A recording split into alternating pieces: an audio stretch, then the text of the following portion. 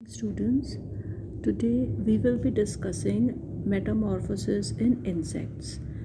Uh, though we had discussed it in my last class also, but before starting with metamorphosis in frog or hormonal control of development in frog, I would just like to revise what we have already studied in the last class, that is metamorphosis in insect.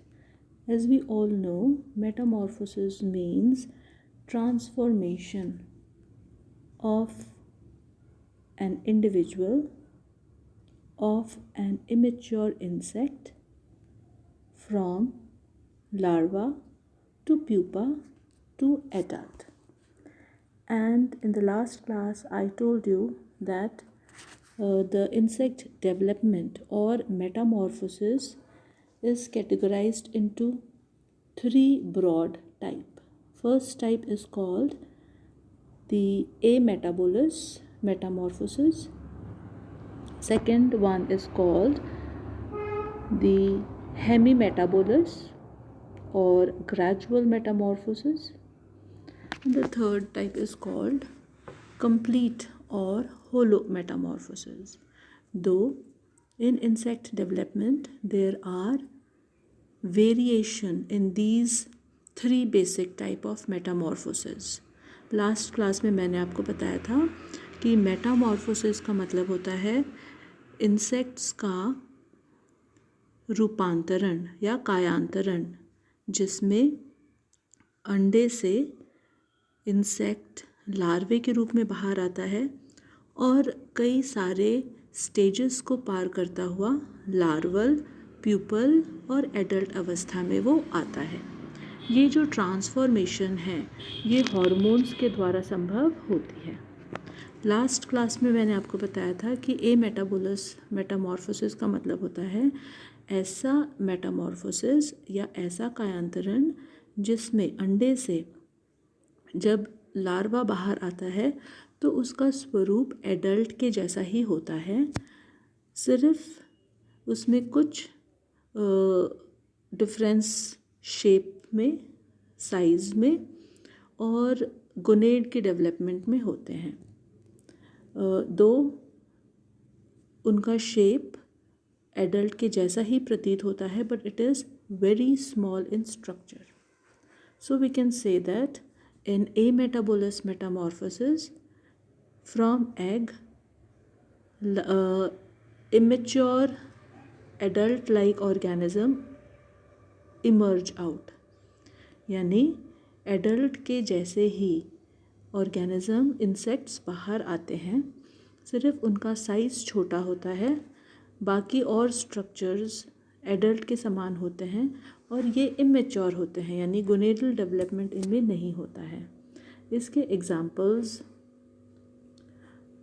में silverfish, springtails, firebrat जैसे insects आते हैं।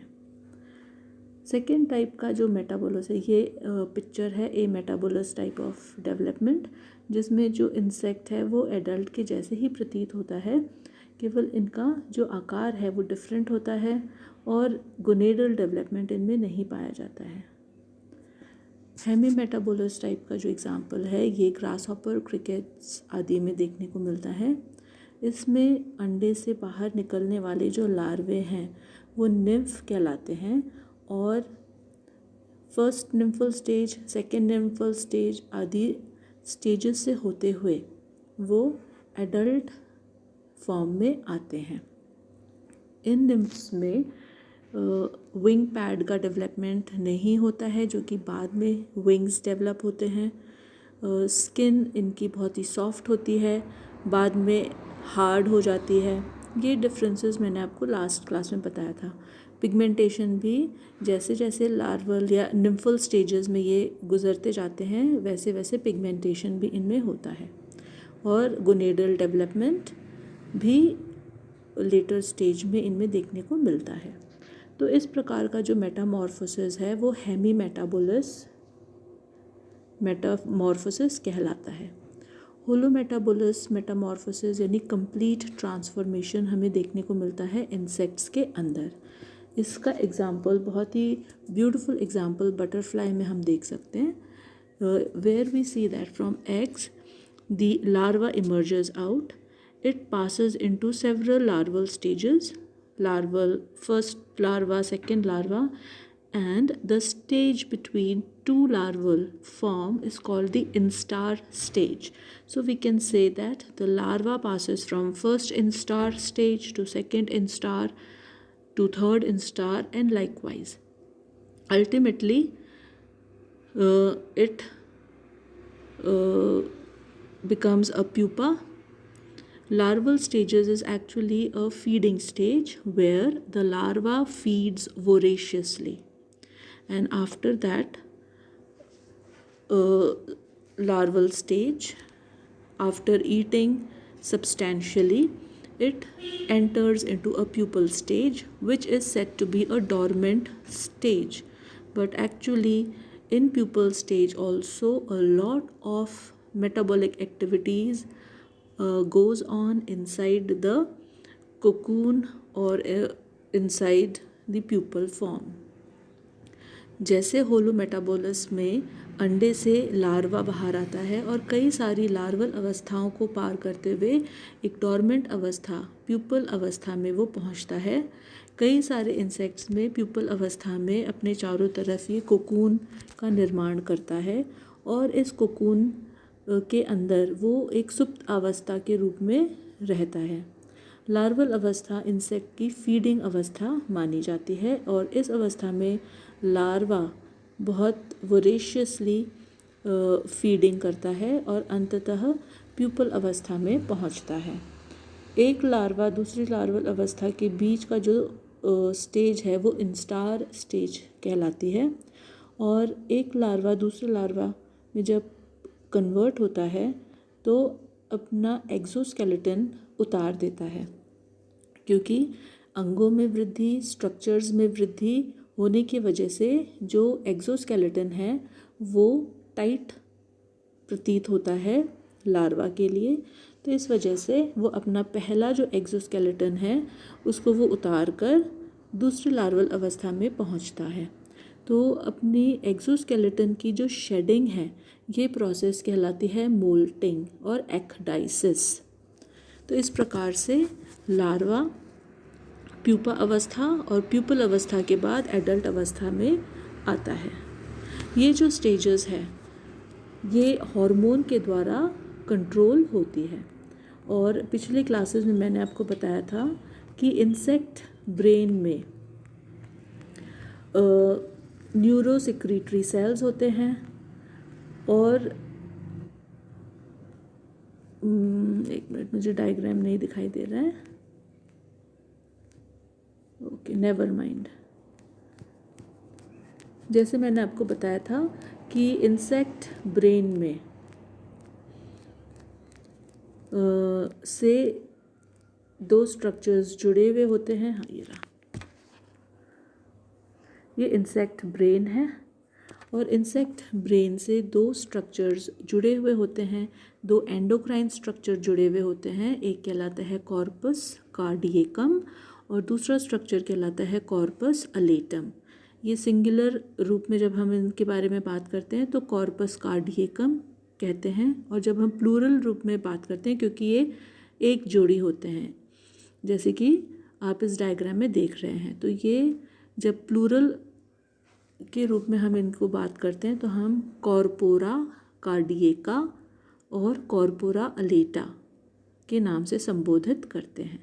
तो जैसे मैंने आपको बताया कि इंसेक्ट ब्रेन के अंदर न्यूरोसेक्रीटरी सेल्स होते हैं जो कि हार्मोन्स को रिलीज़ करते हैं। ये न्यूरोसेक्रीटरी सेल्स वर्टेब्रेट्स में हाइपोथैलेमस के जैसे सेल स्ट्रक्चर्स होते हैं, और जिस प्रकार से हाइपोथैलेमस हार्मोन के सिक्रीशन से पिट्यूटरी को रेगुलेट करता है, ठीक इसी तरीके से ये न्यूरोसेक्रीटरी सेल्स भी कॉर्पस कार्डिएकम और कॉर्पस अलेटा को रेगुलेट करते हैं। तो न्यूरोसेक्रीटरी सेल्स से जो हार्मोन रिलीज़ होते हैं वो PTTH कहलाते हैं, प्रोथोरैसिकोट्रोपिक हार्मोन, जो प्रोथोरैसिक ग्लैंड को स्टिमुलेट करते हैं। कॉर्पस कार्डियकम का कार्य केवल PTTH हार्मोन का स्टोरेज का होता है। न्यूरोसेक्रेटरी सेल्स PTTH हार्मोन्स का सेक्रीशन करते हैं, जो कि कुछ देर के लिए कॉर्पस कार्डियकम में स्टोर्ड होते हैं और फिर वहाँ से प्रोथोरैसिक ग्लैंड में जाते हैं। प्रोथोरैसिक ग्लैंड स्टिमुलेट होकर एक्डाइसोन को रिलीज़ करता है। एक्चुअली में जो हार्मोन प्रोथोरैसिक ग्लैंड रिलीज़ करता है वो प्रोथोरैसिक हार्मोन होता है, जो कि एक्डाइसोन भी जिसको हम कहते हैं, जो बाद में पेरिफेरल टिश्यूज़ में 20 हाइड्रोक्सी एक्डाइसोन में कन्वर्ट हो जाता है। तो इसके बारे में, ये जो हार्मोन है ये मोल्टिंग को कॉज करता है और दो स्ट्रक्चर्स जो ब्रेन के नीचे प्रेजेंट है, कॉर्पस अलेटा या कॉर्पोरा अलेटा, इनके द्वारा जुवेनाइल हार्मोन का सेक्रीशन किया जाता है। जुवेनाइल हार्मोन जैसे नाम से पता चलता है कि ये लार्वल अवस्था को बनाए रखने में इम्पॉर्टेंट रोल प्ले करती है। एक लार्वल अवस्था से दूसरी लार्वल अवस्था में जैसे जैसे इंसेक्ट मूव करता है वैसे वैसे जुवेनाइल हार्मोन का कॉन्सेंट्रेशन कम होते जाता है और एक्डाइसोन का कॉन्सेंट्रेशन बढ़ जाता है। In other words we can say that the ecdysone and juvenile hormone together causes the molts, यानी ये दोनों की वजह से ही मोल्टिंग होती है।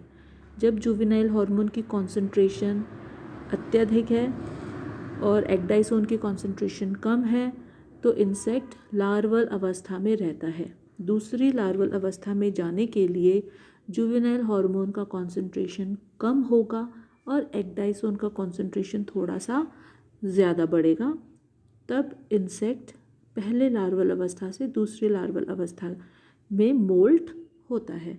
तो वही मैंने भी आपको बताया था कि ecdysone and juvenile hormone together causes the molt that forms another larval instar.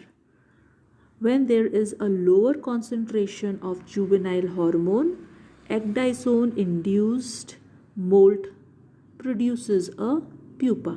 यानी जब जुवेनाइल हार्मोन की कॉन्सेंट्रेशन कम होगी, बहुत कम होगी, तो एक्डाइसोन की वजह से जो लार्वल अवस्था है वो प्यूपल अवस्था में चली जाती है।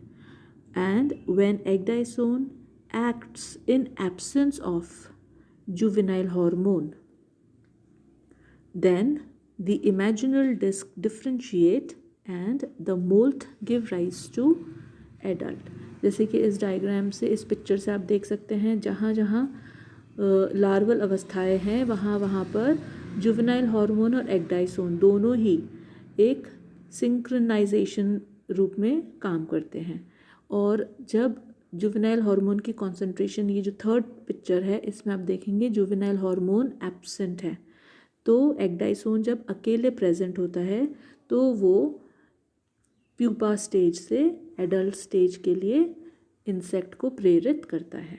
तो ये डायग्राम से हम समझ सकते हैं कि जुवेनाइल हार्मोन और एक्डाइसोन दोनों एक साथ एक रोल प्ले करते हैं। When ecdysone act in absence of juvenile hormone, then the insect becomes an adult.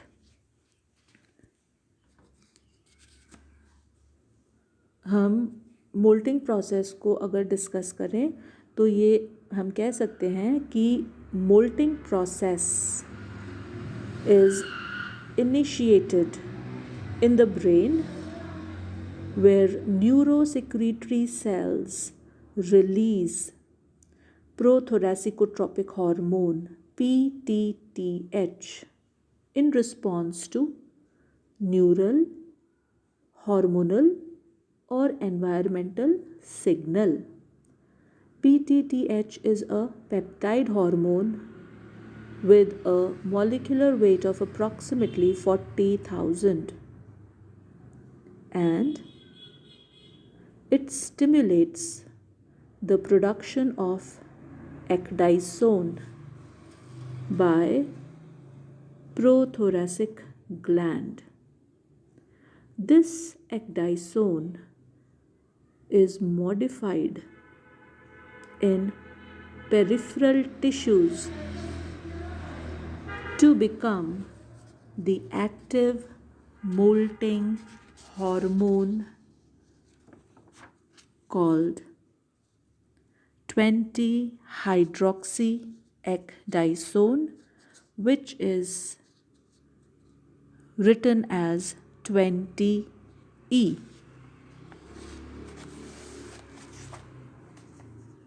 Each molt is initiated by one or more pulses of 20E, यानी हर एक मोल्टिंग 20 हाइड्रोक्सी एग्डाइसोन के इंक्रीज होने पर प्रेरित होती है. Juvenile hormone is secreted by corpora alata. The secretory cells of corpora alata are active during larval molts but are inactive during the last molt, where the pupa becomes an adult. As long as juvenile hormone is present, the 20-hydroxyecdysone stimulated molts result in a new larval instar. In the last larval instar, however, the medial nerves from the brain to corpora alata inhibits these glands from producing juvenile hormone, and there is a simultaneous increase in the body's ability to degrade the existing juvenile hormone. इसका मतलब ये है कि last moulting के दौरान जब pupa से adult form में परिवर्तित होने का समय आ जाता है तो कॉर्पस अलेटा के द्वारा जुवेनाइल हार्मोन का बनना बंद हो जाता है और जो टिश्यूज़ के अंदर जुवेनाइल हार्मोन पहले से ही है वो डिग्रेड हो जाता है, वो नष्ट कर दिया जाता है. Both these mechanism causes the level of juvenile hormone to drop below a critical threshold value. और ये दोनों ही मैकेनिज़्म, पहला कॉर्पोरा अलेटा के द्वारा जुवेनाइल हार्मोन का बनना और दूसरा जो टिश्यूज़ हैं उनके अंदर एग्जिस्टिंग जुवेनाइल हार्मोन का डिग्रेड होना, ये दोनों ही जुवेनाइल हार्मोन के लेवल को ड्रॉप कर देती है, गिरा देती है एक थ्रेशहोल्ड लेवल के नीचे, जिसकी वजह से जो न्यूरो सिक्रीटरी सेल्स हैं ब्रेन के अंदर वो ट्रिगर हो जाते हैं और उनके ट्रिगर होने से प्रोथोरेसिकोट्रोपिक हार्मोन रिलीज़ होते हैं जो कि कॉर्पस कार्डियकम से पास होते हुए प्रोथोरेसिक ग्लैंड में जाते हैं और प्रोथोरेसिक ग्लैंड को स्टिमुलेट करते हैं एक्डाइसोन बनाने के लिए. एक्डाइसोन पेरिफेरल टिश्यूज़ में आकर 20 हाइड्रोक्सी एक्डाइसोन में परिवर्तित हो जाते हैं और जुवेनाइल हार्मोन की अनुपस्थिति में ये प्यूपा से एडल्ट के ट्रांसफॉर्मेशन के लिए डीएनए को इंस्ट्रक्शन देते हैं, जिससे हमारे एपिडर्मल सेल्स जो हैं वो एडल्ट स्ट्रक्चर्स का निर्माण करना शुरू कर देते हैं.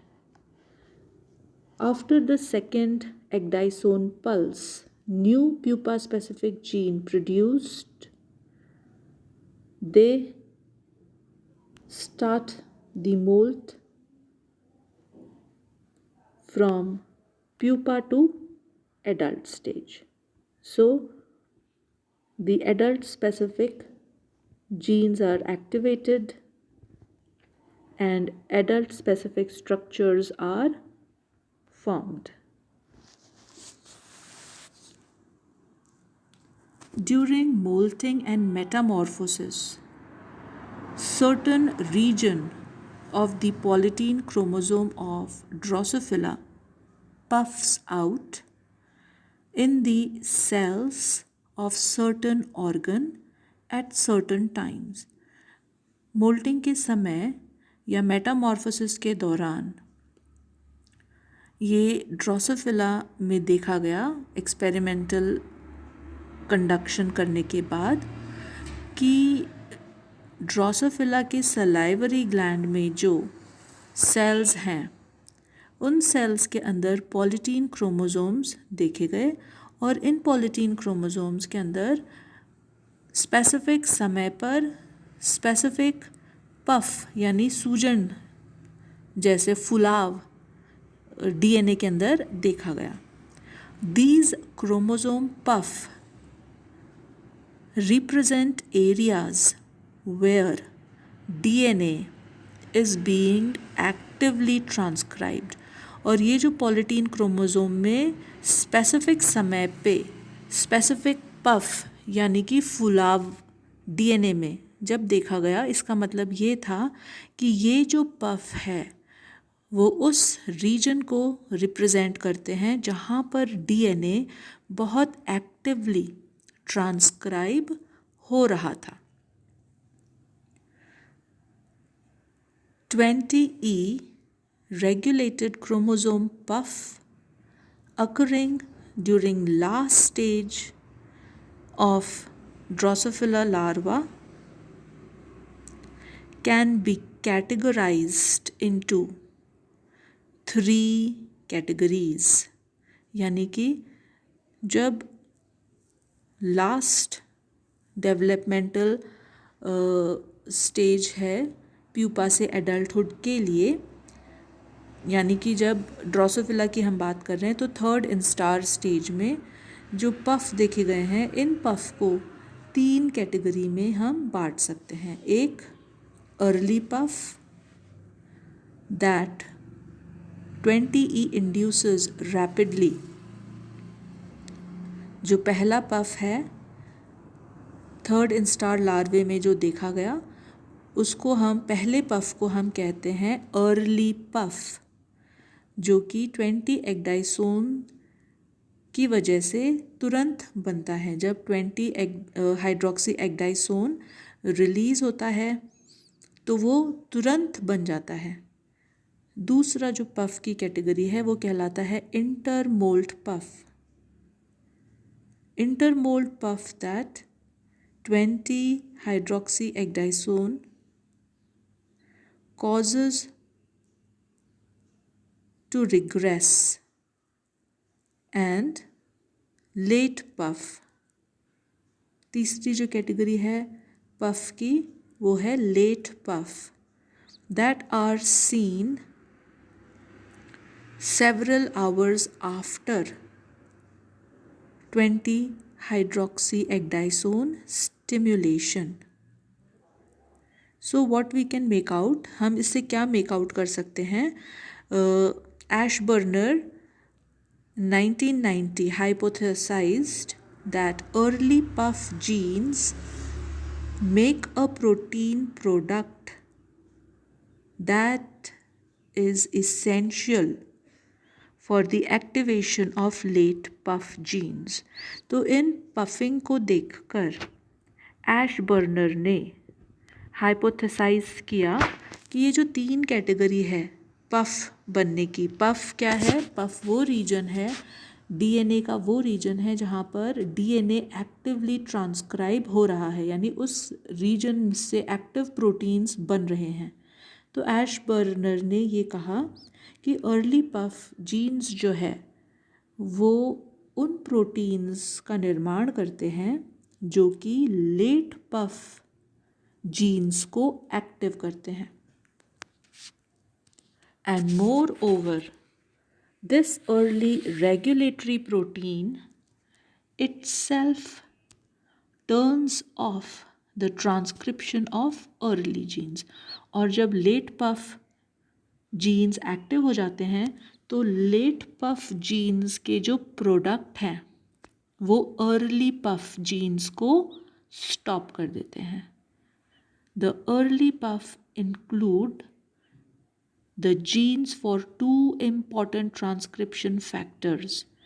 और इन अर्ली पफ जीन्स के कैटेगरी में हम 2 प्रकार के ट्रांसक्रिप्शन फैक्टर्स को कोड करने वाले जीन को हम इसमें शामिल करते हैं। कौन से हैं ये 2 जीन्स जो कि ट्रांसक्रिप्शन फैक्टर को ट्रांसक्राइब कर रहे हैं? पहला है ब्रॉड कॉम्प्लेक्स ट्रांसक्रिप्शन फैक्टर और दूसरा है E74B transcription factor. Broad complex transcription factor, it plays a key role in controlling ecdysone regulated gene expression at the onset of metamorphosis। जो ब्रॉड कॉम्प्लेक्स ट्रांसक्रिप्शन फैक्टर्स हैं वो ecdysone regulated gene expression को control करते हैं। Broad complex gene can generate several different transcription factor protein through differentially initiated spliced message। और broad complex gene जो है वो स्पेसिफिक या ऑल्टरनेट स्प्लाइसिंग के द्वारा विभिन्न प्रकार के अदर ट्रांसक्रिप्शन फैक्टर प्रोटीन्स को सिंथेसाइज करते हैं। तो ये डेवलपमेंट, इंसेक्ट डेवलपमेंट के दौरान instar larva, third instar larva stage को जब हम स्टडी करते हैं तो उसमें हमें पॉलीटीन क्रोमोसोम या जाइंट क्रोमोसोम दिखाई देते हैं। ये जाइंट क्रोमोसोम उस प्रोसेस को दर्शाते हैं कि मेटामॉर्फोसिस के दौरान डीएनए के कुछ स्पेसिफिक रीजन एक्टिवली ट्रांसक्राइब होते हैं। ट्रांसक्रिप्शन का मतलब क्या है? यानी कुछ स्पेसिफिक प्रोटीन्स का निर्माण होना। तो जब जुवेनाइल हार्मोन की कॉन्सेंट्रेशन ज़्यादा होती है तब ecdysone की कॉन्सेंट्रेशन कम होती है और इंसेक्ट एक लार्वल अवस्था से दूसरी लार्वल अवस्था में जाता है। जैसे जैसे समय, टाइम व्यतीत होता जाता है वैसे वैसे ecdysone की कॉन्सेंट्रेशन ज़्यादा होगी और अब प्यूपा से एडल्ट इंसेक्ट का ट्रांसफॉर्मेशन होगा। ऐसे समय में ecdysone हार्मोन जो है